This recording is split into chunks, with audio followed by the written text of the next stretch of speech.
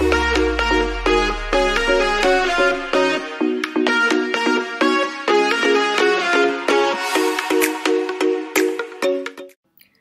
semua, kenalin nama aku Evalena Putri Septiawati, biasa dipanggil Eva. Dalam video kali ini, saya akan menjelaskan pembahasan materi dari mata kuliah kepemimpinan mengenai kepemimpinan dan pemberdayaan anggota. Di mana lingkup materi yang akan saya bahas yaitu mengenai sifat kepemimpinan partisipatif dan penelitian tentang pengaruh kepemimpinan partisipatif. Kepemimpinan sendiri ini merujuk pada suatu kemampuan seseorang dalam memimpin sekelompok orang atau organisasi. Jadi, buat kalian yang mau lebih banyak tahu lagi tentang apa sih itu kepemimpinan, khususnya kepemimpinan partisipatif, yuk simak video aku sampai selesai ya. Untuk pembahasan pertama, aku mau ngejelasin nih tentang pengertian kepemimpinan partisipatif. Jadi kepemimpinan partisipatif itu apa sih? Kepemimpinan partisipatif merupakan gaya kepemimpinan di mana semua individu memiliki kekuasaan yang setara atau sama dalam proses pengambilan keputusan bersama, di mana tuh hal ini terlepas dari jabatan dan pangkatnya masing-masing. Nah, terdapat juga nih penelitian yang membahas tentang kepemimpinan partisipatif yang dikutip dari Zhang pada tahun 2005, di mana kepemimpinan partisipatif ini didefinisikan sebagai persamaan kekuatan dan sharing dalam pemecahan masalah dengan bawahan, dengan melakukan konsultasi dengan bawahan sebelum membuat keputusan. Nah, kepemimpinan partisipatif ini berhubungan dengan penggunaan berbagai prosedur keputusan yang memperbolehkan pengaruh orang lain mempengaruhi keputusan pemimpin. Istilah lain yang bisa digunakan untuk mengacu aspek-aspek kepemimpinan partisipatif termasuk konsultasi, pembuatan keputusan bersama, pembagian kekuasaan, desentralisasi, dan manajemen. Juga terdapat 3 istilah yang terkait dengan kepemimpinan partisipatif, yaitu pertama, konsultasi, di mana pimpinan menanyakan pendapat dan gagasan bawahan, kemudian mengambil keputusan. Terus yang kedua itu ada keputusan bersama, di mana pimpinan bersama-sama dengan bawahan mengambil suatu keputusan dan keputusan tersebutlah yang menjadi keputusan finalnya atau keputusan akhir.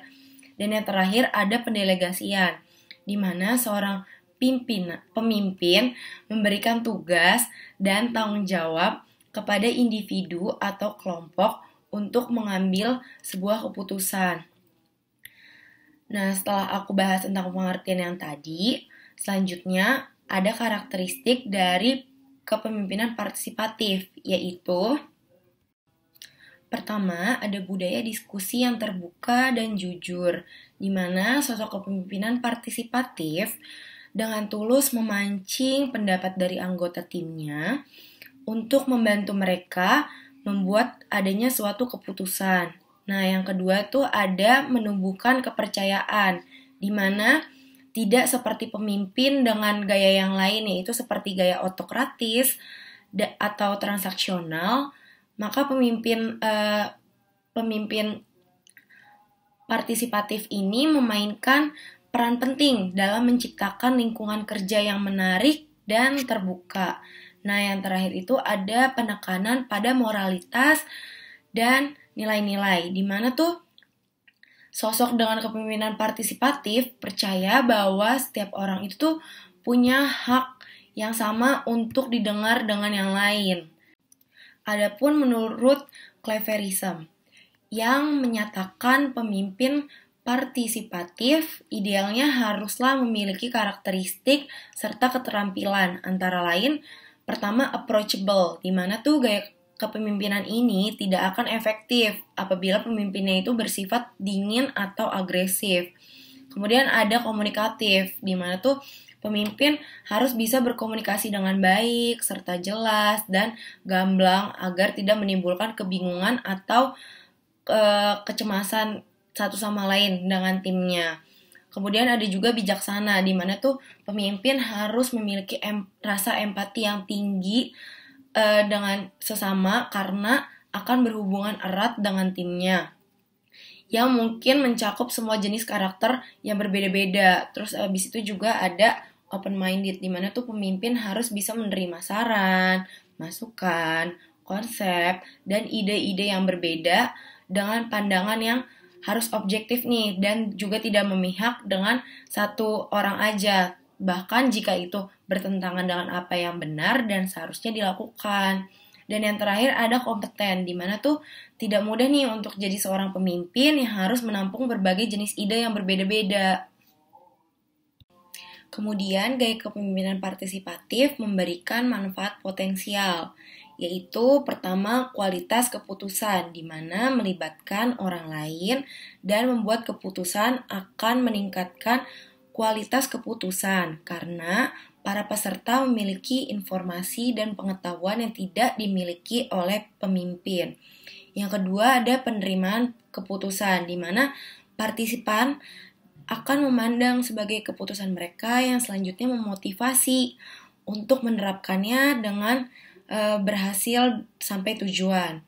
Dan yang ketiga ada tujuan terhadap proses keputusan, di mana tuh partisipan merasa tidak diperlakukan secara bermartabat dan baik saat dilibatkan. Dan yang akhirnya itu akan meningkatkan kepuasan. Dan yang terakhir ada pengembangan keterampilan partisipan, di mana pengalaman membantu membuat keputusan yang rumit dapat menghasilkan pengembangan keterampilan dan kepercayaan yang lebih besar oleh para partisipan. Selanjutnya, dampak dari partisipasi di dalam gaya kepemimpinan partisipatif antara lain secara kontras, penemuan dari studi kasus yang deskriptif mengenai para manajer yang efektif mendukung secara konsisten keuntungan kepemimpinan partisipatif.